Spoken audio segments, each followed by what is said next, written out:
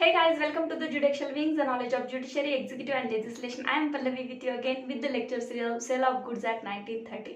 Friend, जैसे आपको सबको पता है कि हमने हमारे लास्ट वीडियो में सेक्शन 36 तक कवर कर लिया था और आज हम देखने वाले हैं आगे के सेक्शंस जो है सेक्शन 37 और 38 एंड 39। तो ठीक है, चलिए फ्रेंड्स, बैराक की लैंग्वेज भी जान लेते हैं, उसके साथ साथ हम हमेशा की तरह एक्सप्लेनेशन भी डीप वे में जान लेते हैं।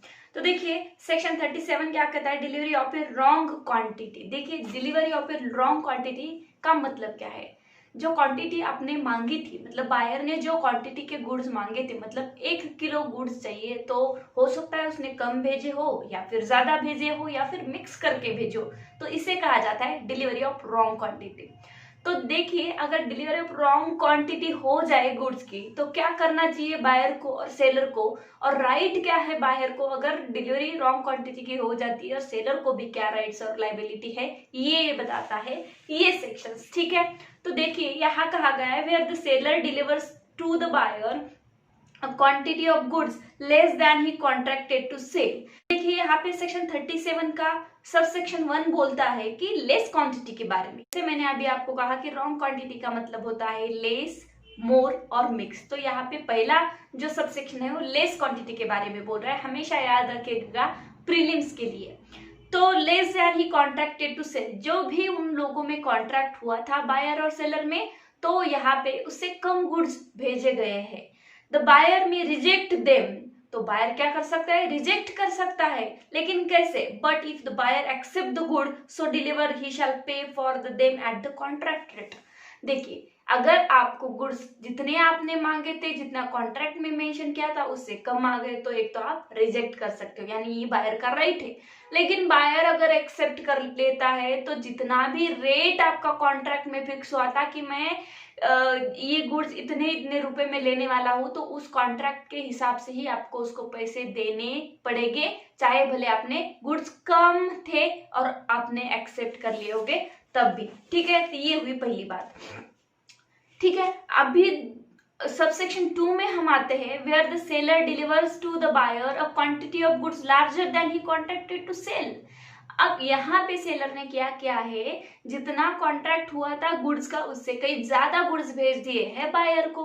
अब क्या होगा, the buyer may accept the goods, अगर बायर एक्सेप्ट कर लेता है goods included in a contract and reject the rest. देखिए अभी क्या राइट है बायर के पास, बायर जितना ही कॉन्ट्रैक्ट में उसने मांगा था, तो देखिए 10 किलो शुगर का कॉन्ट्रैक्ट हुआ था लेकिन सेलर ने भेज दिए 15 किलो, तो अब बायर क्या करेगा, 10 किलो रख लेगा, 5 किलो से रिटर्न कर देगा। ये एक प्रॉब्लम यहाँ पे सॉल्व हो सकता है। आगे हम देखते हैं the buyer may accept the goods included in the contract and reject the rest, आगे का पार्ट वो वापस कर सकता है, और he may reject the whole, या फिर वो पूरा का पूरा ही रिटर्न कर सकता है। राइट है बायर के पास, देखो भाई मुझे तो चाहिए नहीं, इतना बोला था इतने बड़े भेज दे जाओ, मैं क्या अलग करके बैठू इस पे घर पे, मुझे कोई काम नहीं है। शुगर है क्या, मैं इसे 15 किलो शुगर है, ज्यादा भेज दिए इसने, ठीक है कि नहीं, मैं क्या इसे माप लू, अब वेट करता रहूं कितनी मेरी और कितनी ज्यादा आ गई, तो मैं रिजेक्ट भी कर सकता हूँ होल। ठीक है कि नहीं, जैसे ही मेरे घर पे गुड्स का ट्रक आ रहा है मैं रिटर्न कर दे रही हूँ क्योंकि ज्यादा भेजे इसलिए। If the buyer accept the whole of the goods so delivered, he shall pay for them at the contract rate। लेकिन अगर जब बायर ने पूरे के पूरे ही शुगर के पैकेट यानी 10 मांगे थे 15 भेज दिए, लेकिन बायर क्या बोलता है, मतलब जितने भेजे थे, जितना कॉन्ट्रैक्ट में मेंशन था उससे ज्यादा भेजे थे सेलर ने, और बायर ने तो पूरे के पूरे ही एक्सेप्ट कर लिए। अब देखिए बायर ने क्या सोचा होगा, मुझे तो ज्यादा मिल रहे हैं ना, जितने मांगे थे उससे तो ज्यादा मिल रहे हैं, तो मैं इसे एक्सेप्ट कर लेता हूँ। तो ऐसा नहीं है, अगर बायर एक्सेप्ट कर लेता है जो कॉन्ट्रैक्ट में मेंशन थे उससे ज्यादा, तो बायर को अब पूरे के पूरे जितने भी ज्यादा उसने एक्सेप्ट कर लिए उसके पैसे उसे देने पड़ेंगे, उसका भी प्राइस उसे पेड करना पड़ेगा। लेकिन कितना पेड करना पड़ेगा, जितने 10 किलो के शुगर के पैकेट्स के रेट मेंशन थे कॉन्ट्रैक्ट में, उसी हिसाब से आप बायर को पे करना पड़ेगा। तो ये दो हमारे पास कंसेप्ट क्लियर हो गई है। लेस आएगा तो लेस क्वांटिटी भेजेगा तो क्या होगा, और लार्जर क्वांटिटी भेजेगा तो क्या होगा, लेकिन कब, जब बायर एक्सेप्ट कर लेता है तब की बात है ये। ठीक है, अब सबसेक्शन 3 में कहा गया है where the seller delivers to the buyer the goods he contracted to sell mix with goods of the different description. देखिए यहाँ कहा गया है सेलर ने बायर को तो गुड्स भेज दिए लेकिन डिस्क्रिप्शन था कि ऐसा चाहिए वैसा चाहिए। अब देखिए यहाँ पे ना शुगर का ही एग्जांपल ले लेते हैं हम। थोड़ी छोटे दाने वाली शुगर मांगी थी बायर ने और सेलर ने क्या किया है, थोड़ी बहुत छोटे दाने की शुगर है और थोड़ी बहुत मोटे दाने की शुगर है, मिक्स करके भेज दी बायर को। ठीक है कि नहीं। जो कॉन्ट्रैक्ट में उसका डिस्क्रिप्शन मेंशन था ना वैसे की वैसे एग्जैक्ट नहीं भेजिए, मिक्स करके भेजिए। अब क्या होगा, not included in the contract the buyer may accept the goods which are in accordance with the contract and reject the rest or may reject the whole। तो बायर के पास राइट है कि वो एक्सेप्ट भी कर सकता है, ठीक है कि नहीं, गुड्स को, और वो रिजेक्ट भी कर सकता है और रिजेक्ट द होल। ठीक है कि नहीं। अभी शुगर तो बहुत सारी चीजें ऐसी होती है कि वो हम सेपरेट नहीं कर सकते, या फिर बायर के पास ये राइट भी है भाई कि सेपरेट कर भी सकते हो, तो भी आप रिजेक्ट कर सकते हो। तो देखिए यहाँ कहा गया है कि अगर मुझे कोई मिक्स प्रोडक्ट भेजता है तो मेरे ऊपर है, मैं अगर मेरा राइट टू वेव कर, मेरा राइट जो है रिटर्न करने का वेव कर देती हूँ। अगर मुझे लगता है ठीक है चल जाएगा, कोई बात नहीं, इतना भी बड़ा इशू नहीं है, मैं मिक्स होगा तो भी मैं एक्सेप्ट कर लूंगी तो मैं कर लूंगी, ठीक है कि नहीं। अगर नहीं करना है मुझे तो मैं रिजेक्ट कर लूंगी, और सेपरेट नहीं होता है, ऐसे कुछ इश्यूज अराइज होते हैं तो मैं होल भी रिजेक्ट कर सकती हूँ सेलर को। तो देखिए तीनों भी पॉइंट हमने देख लिए। यहाँ पे फोर्थ पॉइंट क्या कहता है, fourth subsection, the provisions of this section are subject to any usage or trade special agreement or course of dealing between the parties. देखिए यहाँ कहा गया है ये सेक्शन का ये मीनिंग है सबसेक्शन 4 का कि यूसेज और ट्रेड और स्पेशल अग्रीमेंट। आप में कोई ऐसे यूसेज और ट्रेड है, मतलब हमेशा आप एक बिजनेस करते हो, वहां पे हमेशा आपका तय है उस एग्रीमेंट में कि ठीक है मिक्स भी आ गए तो आप एक्सेप्ट करे जा रहे हो, ठीक है कि नहीं। ऐसा भी हो सकता है, या फिर मिक्स आते हैं तभी आप हमेशा क्या करते हो, रिटर्न ही करते हो। अगर मिक्स गुड्स आते हैं, लेस आते हैं, मोर आते हैं, तब भी आप क्या करते हो, गुड्स एक्सेप्ट कर लेते हो और उसकी भी प्राइस उसे पेड कर देते हो। ये आप में हमेशा का बिजनेस हो गया है, कोर्स ऑफ डीलिंग आप दोनों में, सेलर और बायर में हमेशा के लिए होता रहता है, तो कोई बात नहीं है यहाँ पे, ठीक है कि नहीं।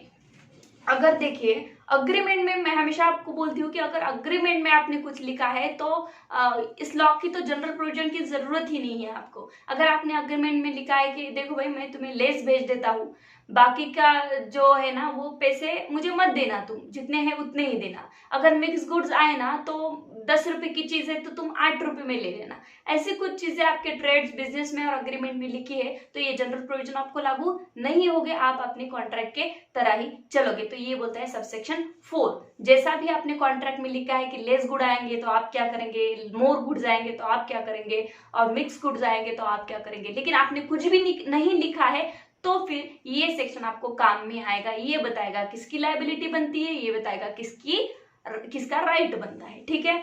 तो आगे का सेक्शन है सेक्शन 38, इंस्टॉलमेंट ऑफ डिलीवरी। देखिए हमने इंस्टॉलमेंट ऑफ पेमेंट के बारे में पढ़ा है, अब इंस्टॉलमेंट ऑफ डिलीवरी के बारे में बोल रहा है, ठीक है कि नहीं। तो इंस्टॉलमेंट ऑफ डिलीवरी मतलब मैंने किसी गुड्स की ऑर्डर करी है, शुगर का ही एग्जांपल हम कंटिन्यू करते हैं क्योंकि अभी इस टाइम पे मुझे कोई और दूसरा सूझ नहीं रहा है। तो देखिए शुगर ले ली मैंने 50 पैकेट, अब मैंने ऑर्डर तो करके आई लेकिन वो थोड़े थोड़े मुझे भेज रहा है शुगर के पैकेट्स। अगर मैंने ये कॉन्ट्रैक्ट में हम दोनों में पार्टीज में हो गया है, तो हमारे बीच में अग्रीमेंट है कि आज इतने भेजना, कल इतने भेजना, इंस्टॉलमेंट से भेजना, तो भाई ठीक है। लेकिन मैंने पूरे के पूरे एक दिन ही भेजने के लिए बोले हैं और सेलर अब उसे इंस्टॉलमेंट में भेज रहा है, आज 5 भेज रहा है, कल 10 भेज रहा है, तो तब क्या होगा। तो देखिए सेक्शन बोलता है unless otherwise agreed the buyer of a goods is not bound to accept delivery thereof by instalment. पहला जो सेंटेंस है इन्होंने डाला है अनलेस अदरवाइज एग्रीड। जब आप दोनों पार्टी अग्री हो गए तो अब ये इशू अराइज होगा ही नहीं, जैसे आपने अग्रीमेंट किया है उसी हिसाब से आपको चलना पड़ेगा। लेकिन अग्रीमेंट कुछ भी नहीं है, मैं सिर्फ ऑर्डर दे के आई कि मुझे 50 पैकेट शुगर्स के चाहिए, और फिर ये गलती कर देता है सेलर कि मुझे नहीं भेजता है कि बारे में इंस्टॉलमेंट में भेजता है, तो बायर बाउंड नहीं है यहाँ पे कि वो डिलीवरी एक्सेप्ट कर ले, गुड्स एक्सेप्ट कर ले। तो यही बोला है फर्स्ट सेक्शन में, फर्स्ट सबसेक्शन में कि the buyer of a goods is not bound to accept delivery thereof by installment. Installment से डिलीवरी लेना अब आपको अनिवार्य नहीं है, किसको, बायर को, जब आपने बोला था कि पूरे के पूरे एक ही बार में भेज देना, ठीक है।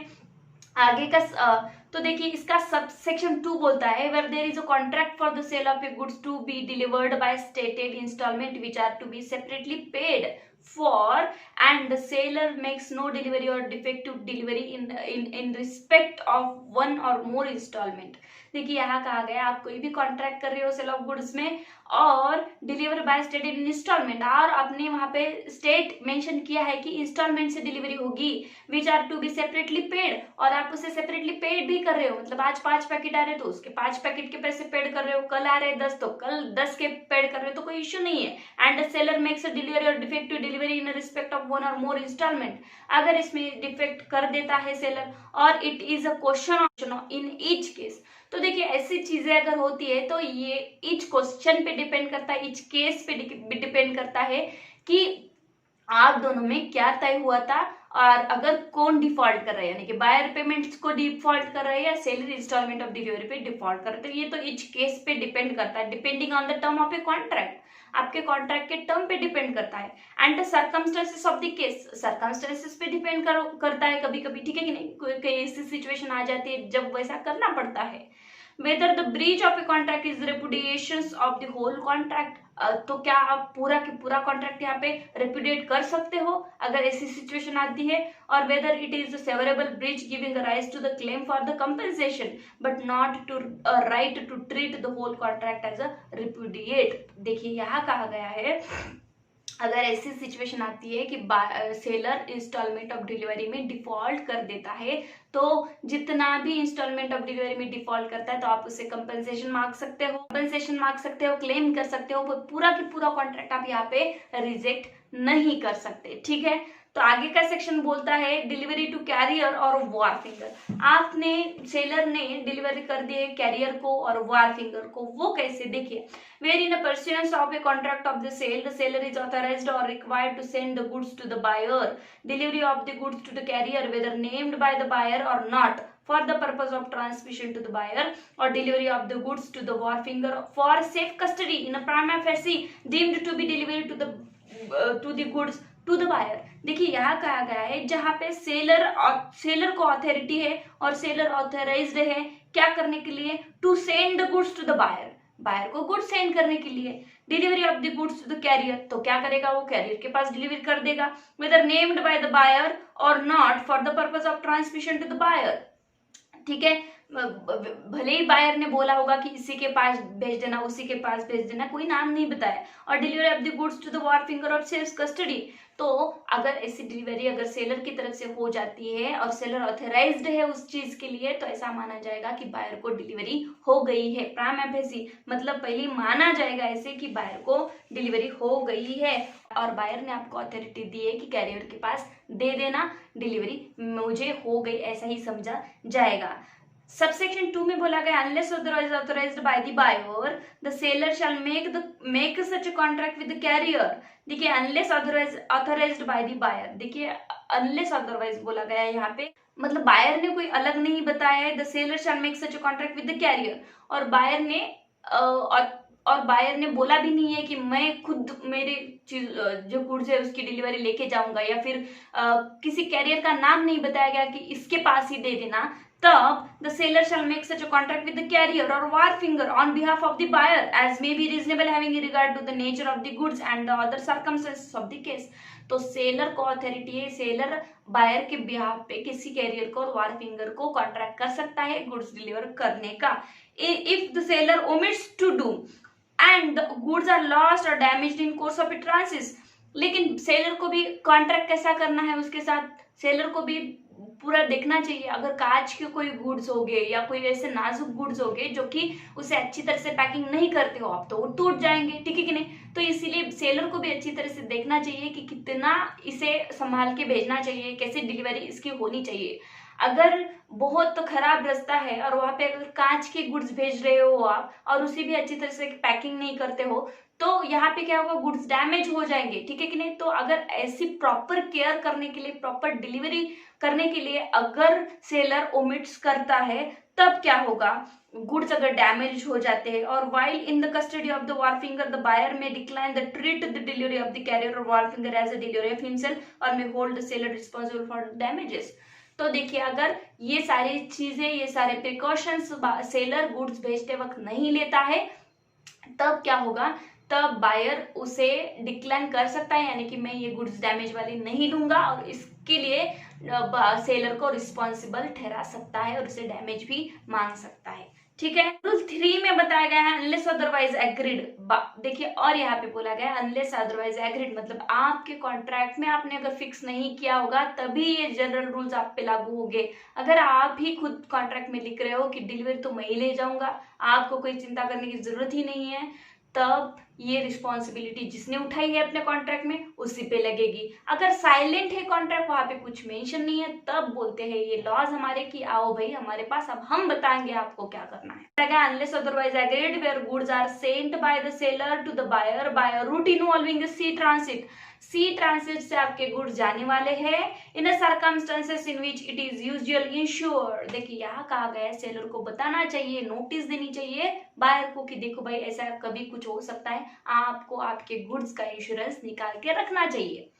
The seller shall give such a notice to the buyer as may enable him to insure them during their sea transit, and if the seller fails to do, the goods shall be deemed to be at his risk during such a sea transit। अगर seller ऐसा नहीं करता, अगर seller notice नहीं देता किसको, buyer को, तब रिस्पॉन्सिबिलिटी यहाँ पे सेलर की ही मानी जाएगी। गुड्स किसके रिस्क पे ट्रांसफर हो जाएंगे, अब सेलर के रिस्क पे ट्रांसफर गुड्स हो जाएंगे।